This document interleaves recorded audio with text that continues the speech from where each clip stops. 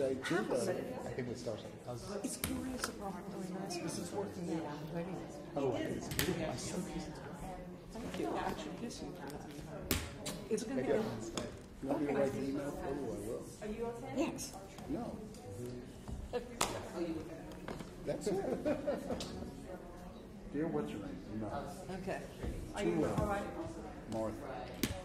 Okay. You have to be a little substitute. Hi, everyone. I'm Joanne Robinson Hill, and I'm the Director of Education at the Joyce Theater, and I want to welcome everyone to this very, very special dance talk program.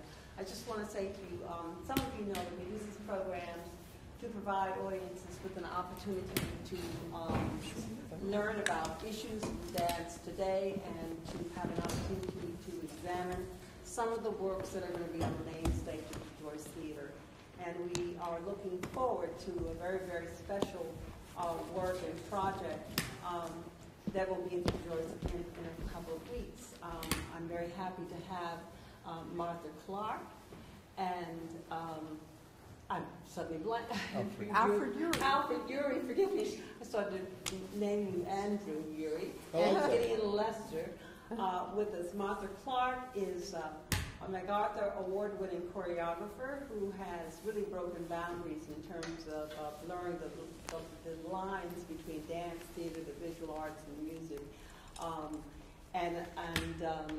Mr. Uhry, Alfred Uhry, is a Pulitzer Prize-winning playwright who most of you will remember his award-winning play, Driving Miss Daisy. It was his first play, and it won the Pulitzer.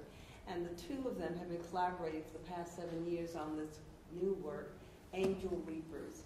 And this is an opportunity. It's in 7 years. It's an opportunity. I understand, though, that you call this a labor of love. Pretty much. Yeah. And Gideon Lester is a dramaturg who's in charge of the Columbia University Department of Art and Collaboration. Gideon, thank you very much for being with us to host this evening. Thank you. Thank you so much, Joanne, for asking us to have this conversation. It's a real pleasure to talk to Alfred and Martha. I think that since Joanne has introduced you both, I don't need to do a more formal introduction. But I do just want to, I'd love to begin by asking you both about the beginning. In a way, on paper, it seems like an unlikely pairing because, Alfred, your work, at least your plays, are rooted in a kind of psychological realism. In a way, they're rooted in very political situations. You write about anti-Semitism and racism, and of course your best-known plays are all set in Atlanta in the South. But Martha, your work is dreamlike and expressionistic and not always based in narrative. In fact, sometimes seems to be very much not about narrative. And so it's curious in a way that you work together on this project. And Alfred, the idea initially, I think, was yours. I had a house one summer many years ago with my family up in New York State, just across the line from the Hancock Shaker Village. And we had little kids, and we had to do something every day, so I went over there a lot. And I became interested in Shaker history, and I started reading about Mother Ann Lee, who was the founder of the Shakers. I can't see any of you. So I don't know how much you all know about the Shakers. I can just tell you that Mother Ann Lee, in the latter half of the 18th century, in New England, mostly in Massachusetts, founded a sect of people, and her main belief was complete and utter celibacy. The only way you could get into heaven was to be celibate. She preached this, she got converts, and to make a long story short, there were little colonies. So they practiced this, male and female living in the same building. And I thought this would make a hell of a theater piece. But I realized that immediately it wasn't a play. Why? Because it's like way out on the end of the diving board. It's very strange. And these Shakers, while they never had sex, they did have meetings at night where they would pass around spiritual wine, which is no wine at all, and get drunk. And they visited by people like Pope Pius IX and Christopher Columbus and Eskimos and all kind of people. And they would speak to them in their native languages. And they believed that if you were naked, you were invisible. So according to the testimonies, they hooted and tooted and ran around naked like hoot owls. And how do you put that in play? So I thought about it for many years, and I met Martha, and I loved her work. 7 years ago Just Thursday. right now. I think Thanksgiving we may have party. met before, We met on July 4th that year. but I liked her, and I loved her work, and I accosted her at this party. And why did she seem the right collaborator for you? Because I loved her work. She just seemed so out there with her work and so brave about doing stuff. And it just spoke to me. I can't tell you. It didn't look like choreography to me.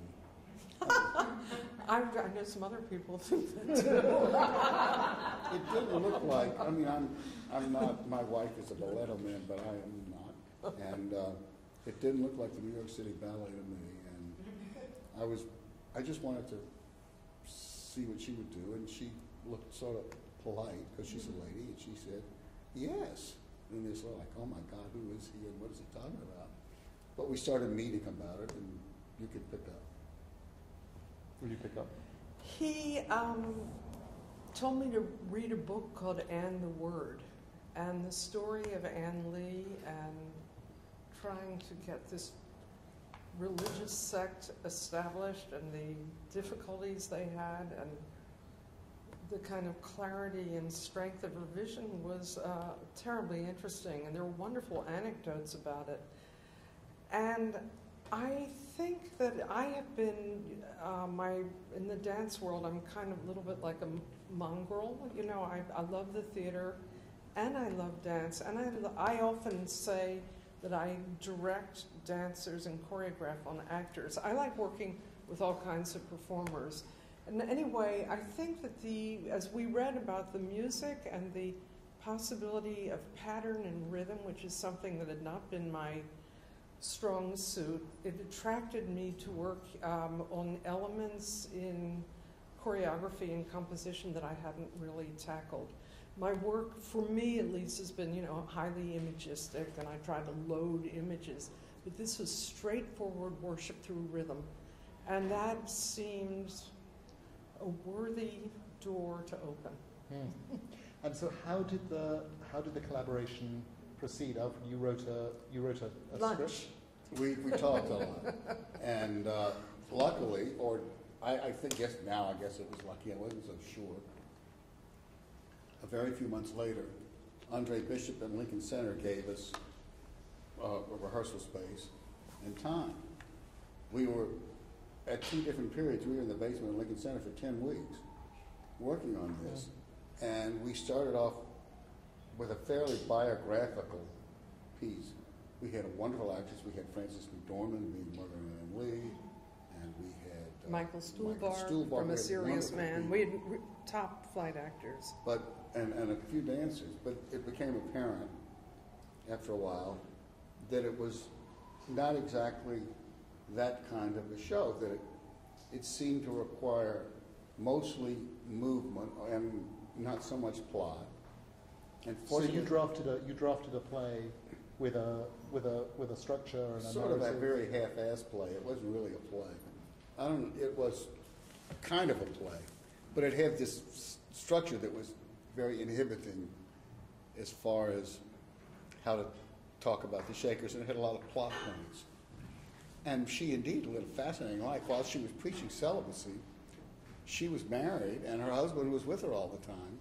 But of course they were celibate, and we had to drop that part of it because it just was too much to go into. So fortunately for us, Andre Bishop said, this is not for my audience, and we're not going to do it. And so that was, we thought 10 weeks down the drain, but about a year later? Then, no, actually it's a few years. Yeah, you're right. Pick it up. In the summer of 2009, Oh, no, come on, it was before that. Was that when you went to Yeah, we went to the Berkshire Theatre Good Festival. Lord. One of my dancers, Isadora Wolf, who's an NYU master's graduate student, beautiful girl who, when you all see the production, she's the one who, well, I guess I shouldn't tell. She's the naughty one. At any rate, we went up for a week to the Berkshires, and they did not pay us, but they gave us a studio. And my assistant, Gabby Malone, who used to dance with Twyla Tharp, fell wildly in love with pounding riddenzel on the floor. And I wanted to do 2 pieces that week, and Gabby and I got into a terrible fight. This is really true. She said, "We're just getting the feel for this. You can't move on to other material." It's like I wanted to clean out the kitchen, throw out this box of cereal and this. But we had this terrible fight, and I said, "Okay, we'll just do Shakers this week." Then Alfred came up, It was really and he said, "Oh, this is really interesting." remember the I rock. wasn't sure I wanted to go through it again. It was kind of like breaking up and going back together. But it wasn't so much you and me. No, you and I were fine. We never had a problem. I just didn't know what to do with it. Martha's a very, very, very determined woman.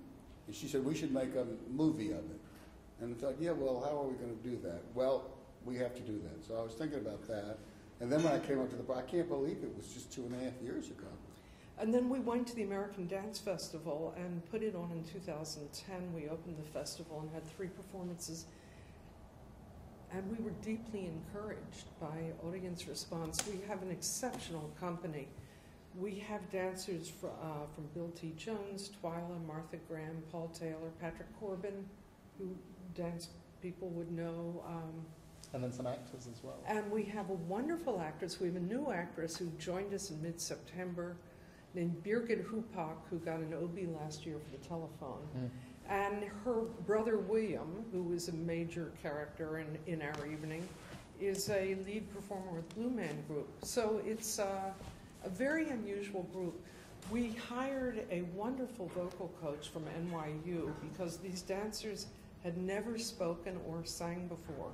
And they sing the whole score a cappella. And they act. And they act. The piece is put together with testimonies.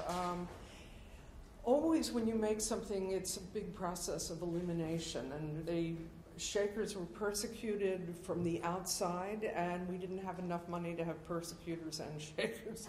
So that what you do is you begin, finally, like carving marble, to find the vein that you can follow and be true to. And it was, for Alfred and I, it was a lot of cutting away material to find out what the real armature of the piece would be. And we were very lucky that the 11 people who were doing it are gifted. And I think we both, and Arthur, our musical director, tailored the piece to these 11 people. And having done that, I've done things like that before, the piece then becomes available to other people. But it was really specifically tailored to these 11 people and what their lives were, and I just sort of made testimonies that I took from Shaker history that sort of seemed to fit in with them. Arthur crafted, there are thousands of Shaker songs. 6,000. Thousands. He picked, what, do we have 20 maybe? Yeah, about 18. And he picked the 20 and arranged them so that these non-singers would sound good. And I assume Martha did the same thing with her movement thing. She did it for these people. But it's been interesting because it is mostly rhythmic. Because men and women couldn't touch. I would often like to do lifts and kind of vaguely erotic work. And this is about repression. And repression actually is sexy. And we have very few colors in the piece. I mean, it's a very, very small vocabulary in a sense that's really mined over and over again through rhythm. I'd like to come back to what you were beginning to say about how you compose, both of you, because you both, of course, composition is so different in a way, I suppose, for a writer and a choreographer. But you both start from a kind of void, from a blank page. And Alfred, you've already suggested that you that a lot of the piece, a lot of the language in the piece comes from testimony. Is almost all of it, in fact, found from various sources, or It's what was your job in the end? It's all based on testimonies. About 30 or 35% of it is really Shaker stuff, but I crafted that too. So again, like, we have a wonderful African-American dancer, Whitney, and Whitney just fell in naturally. They took a lot of runaway slaves. So I wrote a piece that the idea came from Frederick Douglass. He said, I used to pray with my heart, and then I learned to pray with my legs, and which really got me. So I just expanded on that for Whitney. And what's that dance called that he does? Juba. Juba. And it's improvised. It's authentic. This is the only piece that's full. It's not fully improvised. But I never quite know what he's going to do. And it was wonderful to let this really gifted performer just be free. And there are a few bases he has to get to so people know when to stop clapping, that kind of thing. But he was incredible yesterday. He had something new happened. And Martha, how do you compose? How do you when the first day of a workshop on a new piece with a group of dancers? Do you come in with a lot of material? Your work is often very based on research. Most of it's. I did a lot of reading, and I love the reading. In fact, I'm still reading on the Shakers. A wonderful book called The Great Divorce that came out last spring, because the writer got in touch with me last week because she's very excited about the fact that we were doing this. I do a lot of research. I look at film. I read history. I listen to things. I look at pictures. I look at photographs. I sometimes will be watching a French film and I'll see a gesture and I'll write it down. I'll say that might be quite good for the Shakers. So it's a little bit like being a magpie and finding silver buttons and pieces of string. And I work very much out of the moment. It's very intuitive. I don't prepare things before I go, but I come in prepared to work, but without often specific ideas. It takes maybe a month of sketching, of just playing around, of making a good atmosphere for performers to feel they can fail. Nobody's looking for results or even anything specific. I really just play. And then it's funny because I look back on my notes, and the first day, it's like an artist with a piece of charcoal. The first stroke on the page actually begins to push the piece. And I think over years, I used to get very freaked out about having to start, but I realized that the more relaxed I can be and making as good an atmosphere as I can for performers to improvise and be involved in the creative process. First of all, it makes the process wonderful, but we finally get a piece. Alfred, now that you look at the piece, it's presumably moved in a direction that is quite far from your original conception. Yeah, it would have scared the hell out of me. What scared the hell out of you? She just spit at me.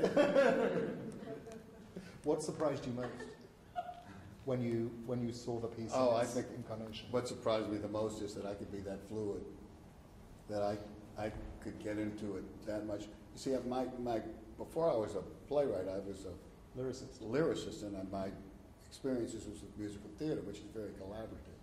So I was very kind of collaborated with choreographers in that sense, but that was strictly, on the count of two, you turn around and you kick, and it was not anything. I didn't know what they were talking about. Chasse, I didn't know what they were talking about. But it turned out that Martha and I, although our disciplines are wildly different, and I'm a cheap showbiz type, and she's an arty-farty, whatever she is, but we're very much alike. We've come from the same kind of background. We have the same sense of humor. We have very much alike. And it was just fun. We just had fun a lot. We never had a fight. We never had an argument, which in all this time. Yeah. And does the piece live up to your initial fantasy? Are there points of intersection where it? I think it's more, Gideon. I think it's more than what I thought it was going to be, because it's rich and it's deep, and I found, once we started working on it at Lincoln Center, for a while, you can't help feeling smirky about people who have given up sex. Like, what are they thinking? Are they kidding? Not that we're all such sex hounds, but completely no sex, not even with yourself, nothing at all. And they were very adamant about that.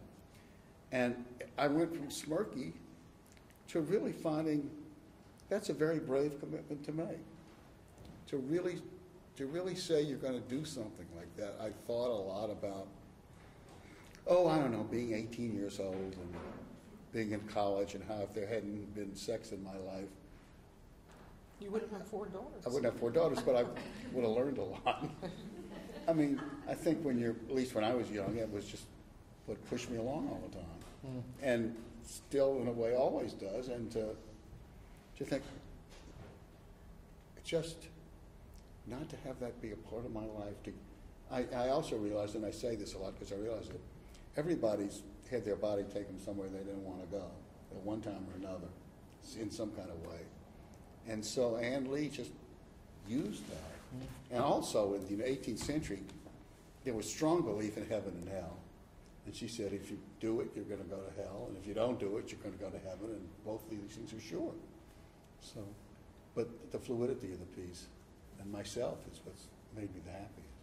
What was the greatest challenge for you with this piece? Oh, he's putting it together. Yeah. You get, the way I work, it's like collecting pieces of glass on the beach and then making a collage with it. It's finding out the way in which to stitch. There's speech, song, dance, song, speech. It's finding the rhythms and how to make the connection, how to get rid of the seams. It's always, my process, usually the first third is very joyous and fun, and then the next half is agony. And then the last bit is fun again, because you can think about lighting and color and costume and final presentation. I always start off having a good time, and then there is a certain point in the process where it's you have all this information that hasn't kind of landed into a shape. And finding the shape with enough colors in it, because I tend to like very dramatic things, but it's letting go, so there's humor. This is a pretty dark piece, and I often do dark work, but this is darker than usual. We have some video from a couple of previous pieces of Martha. Should we look at some of that? Yeah, I brought in, I guess there's a garden. What, could you start with the garden lighting rehearsal? I don't care, start wherever you want. I just thought it would be a good idea for us to be able to... Have some of you seen Garden of Earthly Delights? Yeah. Right. Okay, this is from the Minetta Lane. It was actually before we got to Minetta Lane. It was a lighting rehearsal in New Jersey. Maybe we could dim the... If we could dim take the this lights light back off, on. yeah. This is hell, so we're starting in a nice dark area. Can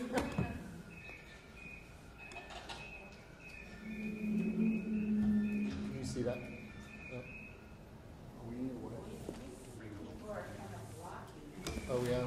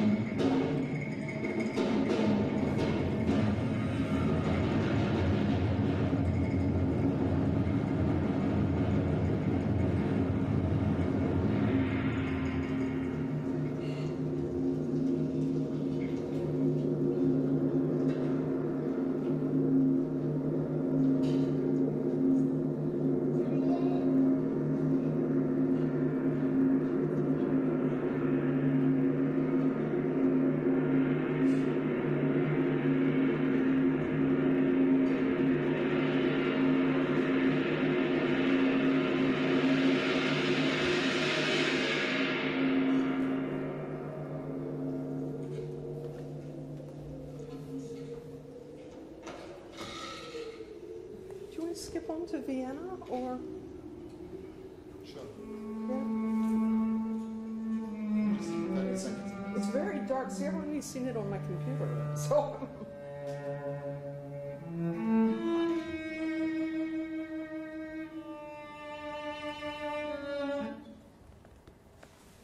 It'll be the next chapter's Vienna, and we can move through that and then get to more lyrical flying.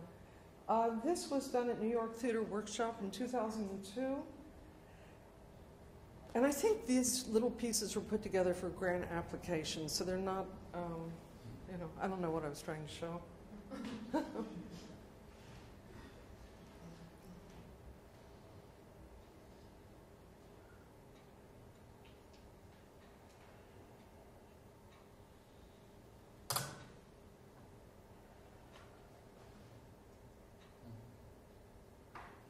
This was done in collaboration with Charles Mee, playwright.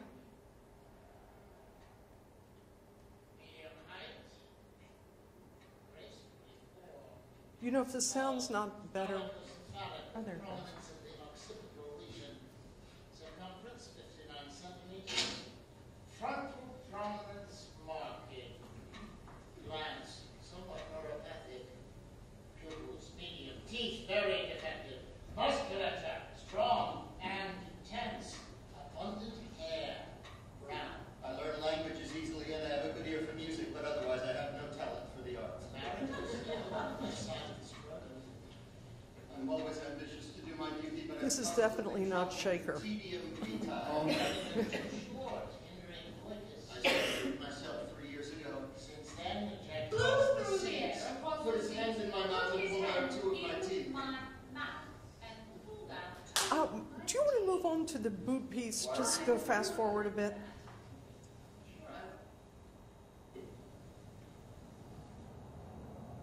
There you go.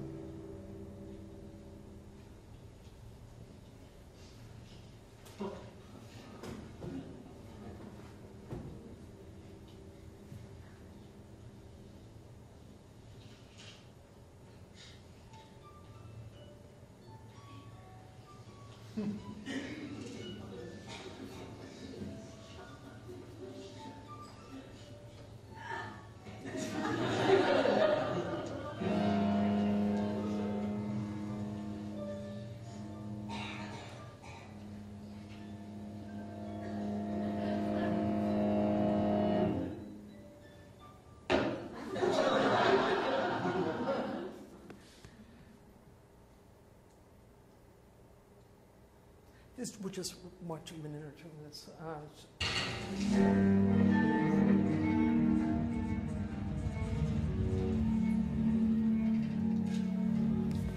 She's in the Shaker piece. She's my assistant, Gabby Malone. Wonderful dancer.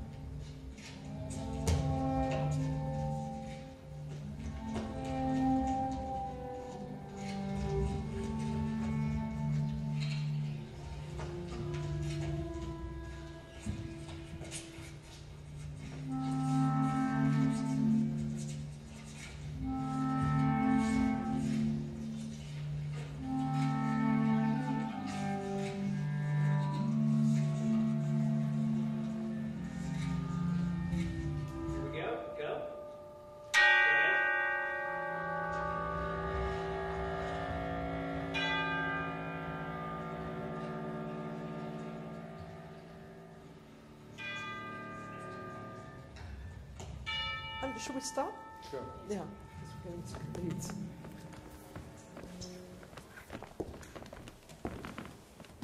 Quite different Thank than you. what you'll see next Well, week. you say that, but actually I was thinking as I watched it that so much of your work is about the unconscious and about a dream life and a kind of wildness.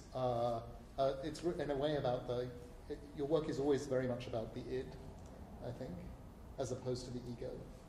And when I saw Angel Reapers in rehearsal, it occurred to me that one of the things that you were exploring in a way was the unconscious desire of the Shakers and a kind of wildness and a mania in the life of the Shakers too. Is that right? That's in the DNA of the piece. Yeah. Oh, yeah. Yeah. So because before I saw you in rehearsal, I thought, why is Martha interested in the Shakers? We think of the Shakers as being so arid and so minimalist and so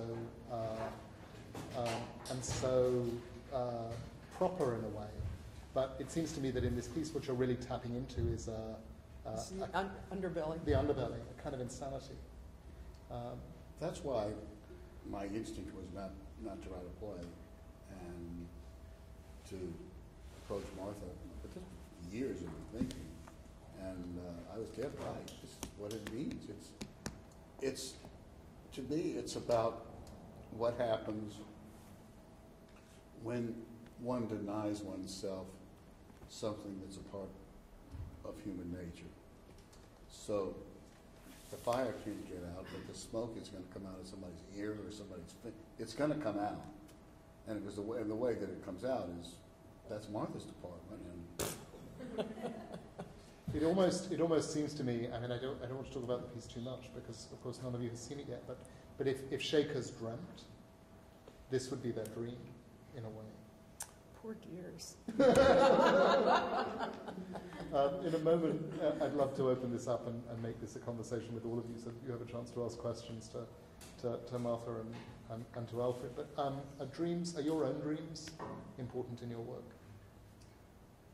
I don't know, because Have you ever staged a dream of yours? I actually did a piece a year ago, exactly, at the University of Iowa. I was commissioned by the science program, and I did it on memory and dreams, which is awfully big. And I interviewed many neuroscientists, Jungian and Freudian, and I didn't get anything from these people, actually. They were all crazy. Interesting. Like I went and talked to the head of the sleep clinic, and he had an electric guitar in his office, and he was more interested in talking about his guitar. But I found great writing in Proust, in Kafka, in Lewis Carroll, and in Dostoevsky.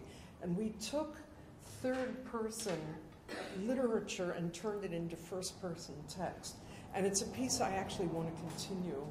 It was called In the Night, and it was about dreams, really. Yeah, I've always been interested. I can't even I'm always interested in dream elements, real reality. Reality is not something I think I would do well, like certain contemporary plays. Beckett would appeal to me, Pinter, because they're kind of a little eschewed out of reality. But I never know where the impulse really comes from. I really trust, after years of working in movement, which is nonverbal, I kind of intuit moments, and they just come like a cartoon with little bubbles, and I don't think about them a lot. I do my homework, and then I just go roam. But I think it's also very important in your work that you do your homework. I mean, so much of what we saw. I do a lot of homework. So much of what we saw here, the visual iconography of the work, comes straight out of Vienna or Bosch's out of work, painters that we can identify as well. And I've also heard you say in the past that you think that space is really your secret weapon.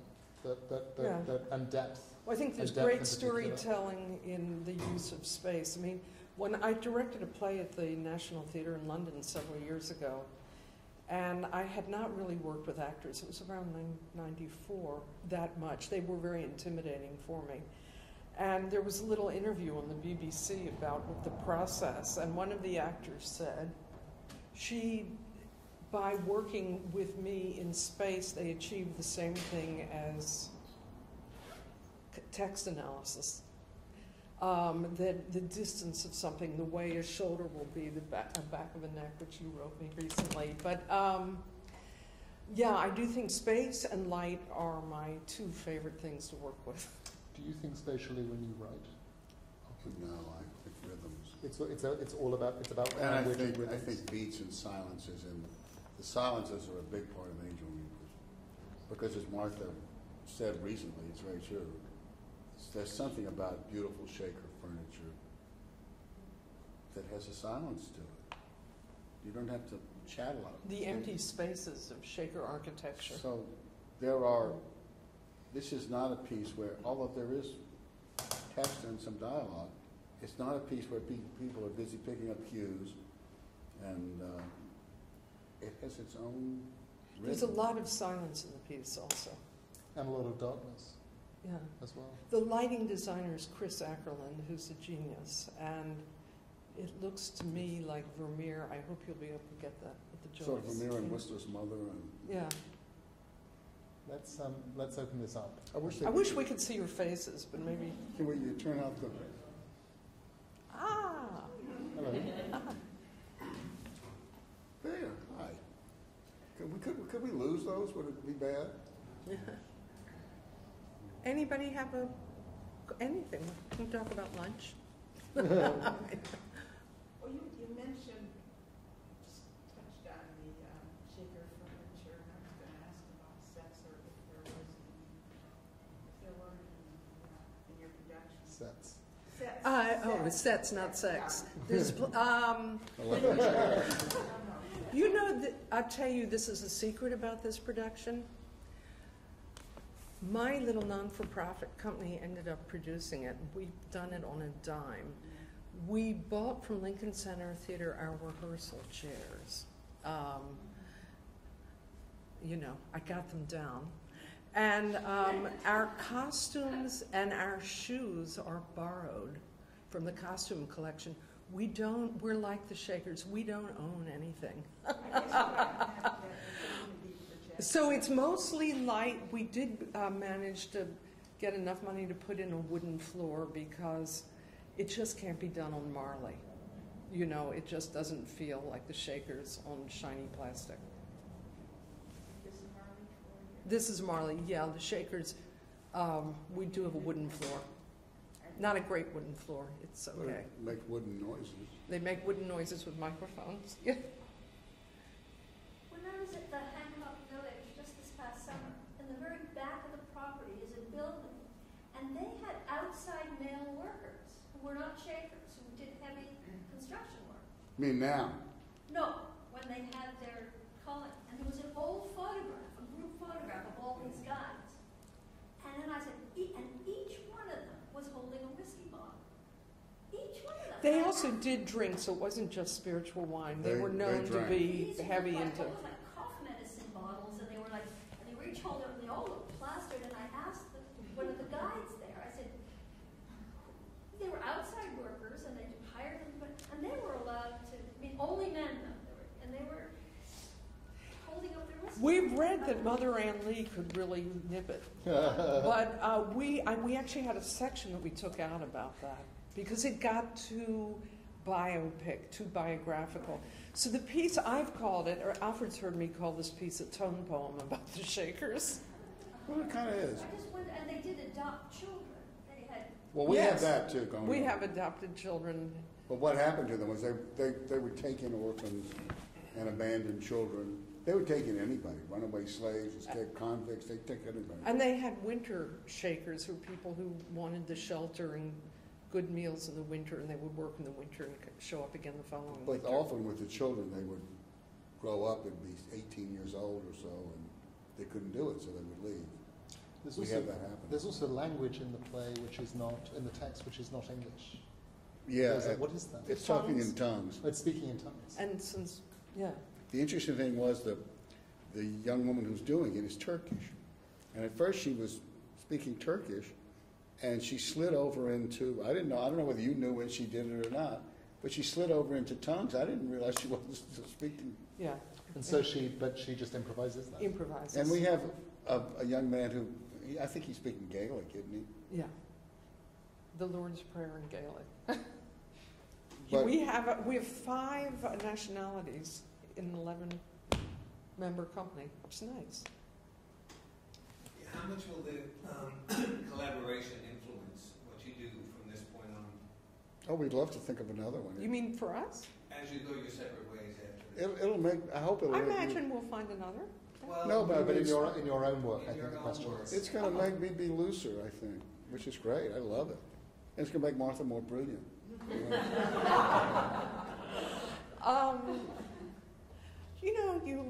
It's like making a garden path as you lay stones down. They stay with you. So whatever, I can't verbalize it yet because I'm not free of it yet. But I do start a new piece January 4th. Which is? At La Scala. I'm doing an evening of Italian rock and roll with the ballet company of La Scala. It's a little daunting, honestly, but I think I'll get into it. It's the first time rock and roll's been at La Scala, and I can't figure out why they asked me, except that I can tell a story and do sexy, maybe. You're working with both actors and dancers in this piece, and there are very few choreographers in this country, at least, who really have a foot both in theatre and in the dance world as much as you do. Do you find the process of working with dancers very different from actors? Do they come with very different assumptions about what it means to work and how they're going to create? I think they cross-pollinate in a really beautiful way. They get very excited about working together in the same space. Dancers are very intuitive and instinctive, and they don't want to be talked at a lot. Actors can never get enough talk, It's a mother's milk. So in that way, and understanding and reinterpreting, maybe if I do this line this way. I mean, in a way, the process is like a Rorschach test. It's the same thing, but they just come at it differently. So your job is different? Yeah, and I love both. And I feel if I do too much of one thing, then I begin to get hungry for the other. And so I have been very blessed in that I get an opportunity to work with both. But they seem to find these, because 9 of the 11, I believe 9, had never spoken on a stage before. Or sung. Or Didn't sung. even know they could sing. But they've used this, I think, I'm out of my element here, they use the same techniques that they use to dance to get inside of themselves to speak. And it's not performing. I mean, I just said to them every day, all the time, you're a character. You're this guy. You're this woman. That's who you are. And these people, if you look at them, the whole, an hour and 10 minutes or something this is going on, they are all acting all the time. They're sitting in chairs or walking around or hopping, but when you see them, the way they've got these stories going on, some of which I don't even think you and I know. They've got all this stuff. Oh, yeah, which is good. They've got all this stuff going on. Yeah. Because they always were performers, and one thing dancers have that actors don't usually have is they're completely comfortable with their bodies. So they're just out there, and they're not thinking, what do I look like, and this costume makes me have a big ass, or anything like that. They just are loose, and they just have transferred that into speaking. It's exciting. May I ask you a question along those lines, which is about you said that you have a vocal coach coming in to work with the dancers. What type of work did that vocal coach do? A man named Richard Armstrong, who teaches at NYU in the experimental theater, he first started working with breathing and just abstract sound, and then eventually we've had about maybe 10 hours with him. He took the text, and they had to choose the words that told the story in the text. So he really did a kind of crash course in learning to understand what they were saying, how to commit to the language, how to commit to the backstory that made the language, and they're remarkable.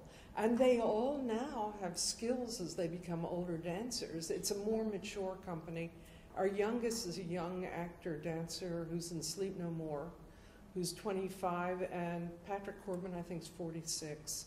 But they really have skills now to go out as the dance career begins to move on. They'll be able to act and sing. For instance, there's a charming French young woman who's in this piece, and so the piece she speaks is about her experience as a French immigrant. But I watch her during the show, and she's often got this sort of, like, this going on. And I said, so what is this? She said, well, my character, Agnes, doesn't really speak a lot of English, and she doesn't know what's going on all the time, so she's trying to figure it out. I mean, and you see that happening all the time. They had to learn to listen to each other. That was something that finally happened, that as performers they couldn't ever drop out. It wasn't somebody else doing a pas de deux or a solo, so they could let steam off. They're right there all moments. And it's a really close company. They have a great time together on stage, I hope. I think they realize that all of us are exploring new territory, all of us, and they're benefiting from it as much as we are. It's not just, oh, well, here we go doing the same old blah-da-da. They're doing something new and something that taxes all of us, I think, in ways that it hasn't before. I was, as may or may not know, I was one of the founding members of Collaborators. And after I left, each project I do, I have a look, I think, with my work, but I don't have a steady vocabulary, a certain way of lifting, there's a certain movement that comes back if people are familiar with my work. But each piece gives me the opportunity to find a new way to express. If you're doing Vienna at the turn of the century, it's different than doing Shakers in the 18th century. It's different doing Hieronymus Bosch, and it keeps me fresh. It may not keep the audience fresh, but it keeps me thinking I'm fresh. When you started working, was there somebody who you looked to in this dance theatre kind of hybrid world that you exhibit? Were there other artists who were working across these two fields who seemed to be inspirations for you? Film directors, more like I love Italian films from the 1950s, 60s, and 50s and 60s. I'm just a nut for really good European filmmaking. Anthony Tudor was my ballet teacher, and because he was perhaps the first major choreographer to put psychology, mix it with ballet combinations, he was an amazing teacher, and his musicality and sense of theater, even in technique class, was amazing, so he continues to be an inspiration. Actually, it was not through dance. Most of it's been film. When I was a young dancer, Peter Brook's work was very moving for me. I was in the first workshop of Mahabharata, and I think I'd wanted to work with Peter Brook so badly, and when I got in, I was like about 8 months too old for it. I'm not kidding. I got this incredible opportunity, and after 2 weeks of work, I said, I think I'm going to go back and do my own work because the process is very similar. And it was just like a little too late. But probably still... To be like this. But probably still influential. Yeah, I think painters, I'm influenced by all kinds of things. Photographs. Is there one project that you're really burning to Three start Penny working Opera. I'm waiting to hear if it's going to happen next season. Why Three Penny Opera? I saw Lenya when I was 13 do Three Penny Opera.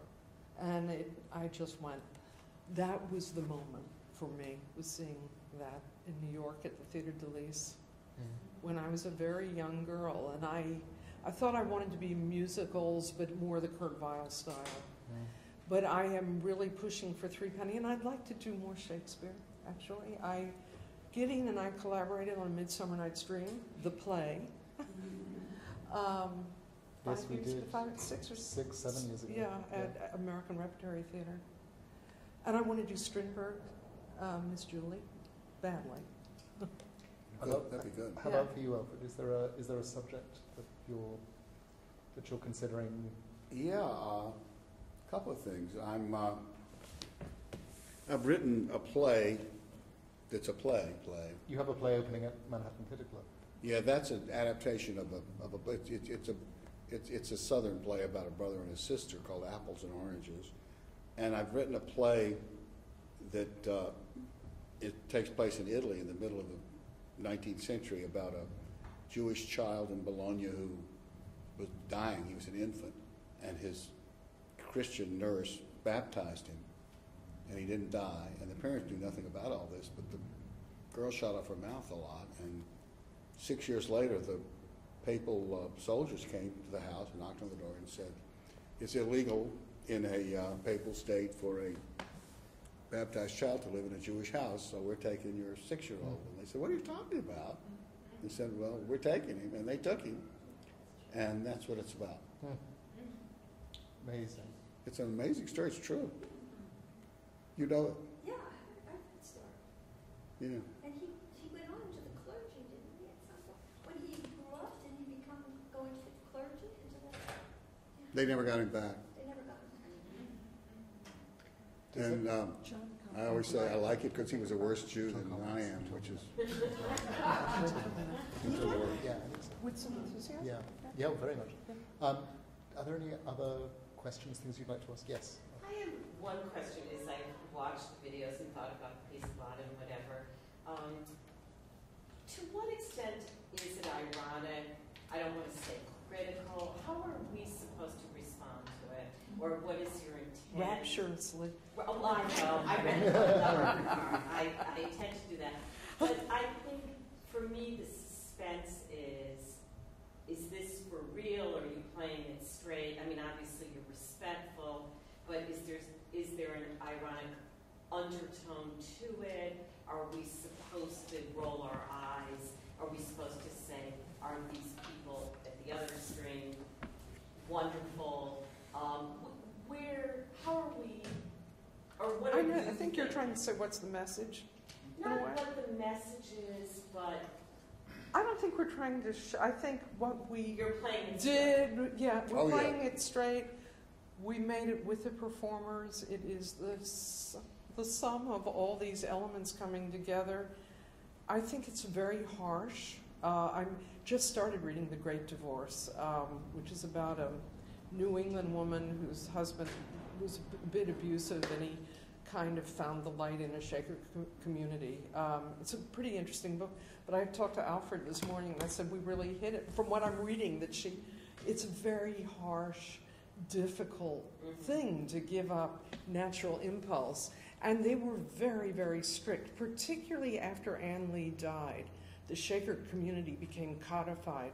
We've taken about 50 years of Shaker history and made it into this piece. But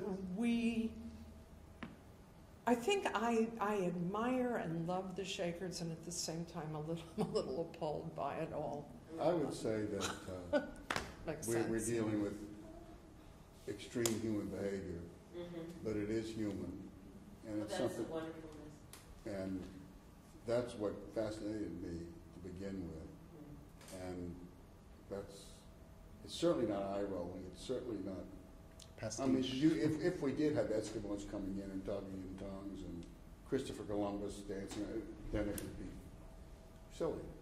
I mean, we could have done that, but we chose not to. Women died in childbirth so easily then, and there was a great deal of kind of extreme spirituality to understand disease and death, and it reminds me at times of the Crucible when I'm looking at it. I mean, sex was something that nobody took off their clothes for anything, or to wash or anything. It was a different world. So we didn't have all this pornography for 8-year-olds to watch on television, I mean, or read about. So it was a very different world, but it was people who lived in it. And in my experience, people are pretty much people. Sometimes they're a little whacked out, but they're people. And these are people.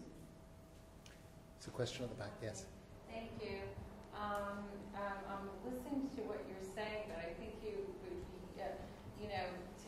great three-penny opera. I think you would be the right, I don't know how to say it, but the right people to rewrite that story and make it real. A three-penny? Yeah. Yeah. Are you saying she's the right Three-penny one? opera. Yeah, no, I've been hawking it around town, and I'm just waiting to hear from yet one more theater if it's on or off. Well, I don't know what you're. Yeah, no, I love it, and I love the Something, music. And I'm going to see it, and I think it might be great. But I think that what you're saying and who you, I think you are, and everything that's going on. But I think that it could be like, outside of everything that's what you're talking about, could be even greater than, there are no greater than anything, but anyway, what I see is the three-penny opera, and I don't even know why, but this is a gift from me to you. Thank you. Thank you. Yes. I hope. I wanted to say when I saw it online, and I didn't even know it was happening, I was so excited because as someone who's visited many of the Shaker villages, I was always quite taken by this thing of giving up sex, and then the cleanliness and the order and the furniture and the music, which was exciting and quite special, and the discipline that they had in the way you did the washing and you did the cooking, and they all worked together. And we would like a utopian society that can work together like that. And yet they gave up sex, so they died out, essentially, unless they kept taking in more orphans. And that was like, well, how did they think they were going to survive? Because they didn't think about it. All they thought about was going to heaven. So if They didn't think about how we're going to survive. Well, they didn't think about the future. Right? No, they only thought about here and now. Let me get through today. And, I mean, we read books about martyrs and the old Christian martyrs who would live in the woods, and St. Gregory and whoever they were, and they would beat themselves with thorns, and then they would have wet dreams, and they'd have to beat themselves harder with more thorns and fight that submission. There was also a time that they thought the world was coming to an end. It was probably an eclipse. It was called Dark Day. I was raised much later, but as a German Lutheran, and that heaven and hell thing was still very, very strong. So I understand that. But I just want to say, I'm so glad that you did this. The bit that I've seen, I'm so excited. Thank you. It's great. Thank you. I can't wait to see it. Thank you. Thank you. The video is just not enough. So I'm very excited. Oh, terrific. Thank you. It's great. That seems to be a good note on which to finish. Unless anybody, there's one more question. Yeah. It just seems odd to me that we're so viewing what seems to me as an utterly pathological expression of a sick culture as just another phenomenon.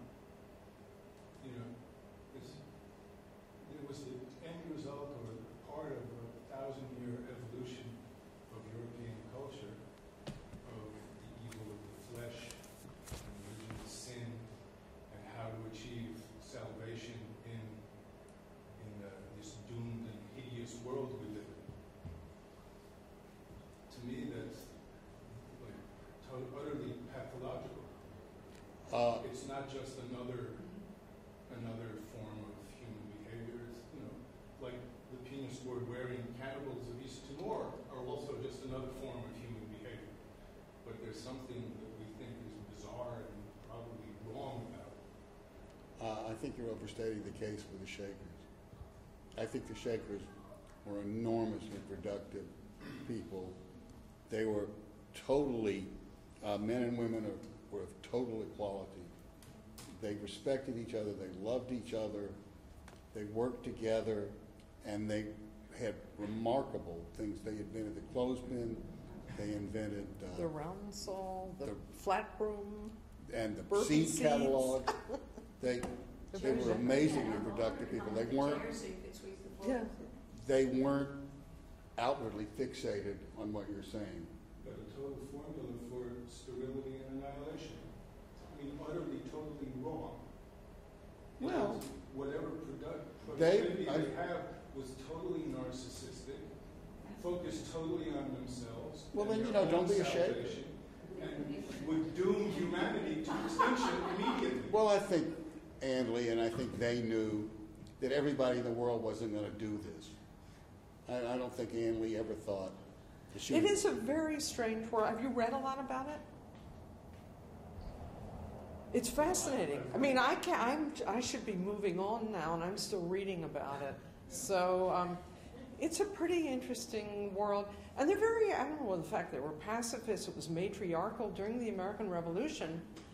Yeah, the no-sex thing was pretty wacky, but there are other, they're not the first religion to... You know, somehow it seems Well, like yeah, but it requires some almost moral reaction. It's not just an anthropological artifact. It's human behavior pretending as part of a great European tradition of how to achieve salvation, as the Lutheran lady at the end of the first row was talking about. The whole question of European society for 1,000 years was how to achieve salvation and escape this hideous doomed life. That was what was going on in Europe for 1,000 years, and this is one of the bizarre aberrations of that near the end. Not the only bizarre aberration, but the whole history is a bizarre thing, but viewing life as being a hideous, doomed, gloom and doom transition where your only obligation is to try to find some way to achieve salvation and escape this world. The Shakers thought of everything in terms of light. Light. Light and gift. Their arm gestures. It was receiving gifts. So they felt very upbeat and positive about the life they had chosen. Except that they were unwilling in any way to recreate it. so. A fundamental suicidal... But we're not there. We're not there to talk to the Shakers. We got fascinated as a subject. Yeah. We're not pro Shaker particularly. So what you're saying is anybody that doesn't want to have children is some pathological person. Well, this is an ideology you're talking about, not an individual. And religion. And almost, married to Christ and all that stuff. There's a lot of that going on. I included this as part of that pathological tradition. And yet this is a sect that also produced objects of enormous beauty and were aesthetically as influential as any other American artists to aesthetics in the 20th century. But in terms of an ideology, it's not just that. There's an ideology. There's a religion. But this is an artistic response to. This is not a documentary. This is not a. And we're not converting. Right. Martha has floated with it. I didn't think so. Martha has gotten very drunk on spiritual wine. Why did I not think so? Any other questions before we conclude? That's a very good. We got to end with that. Well, thank you all so much for coming, and particularly thank you to Alfred and Martha, and we can't wait to see the show. Thank you.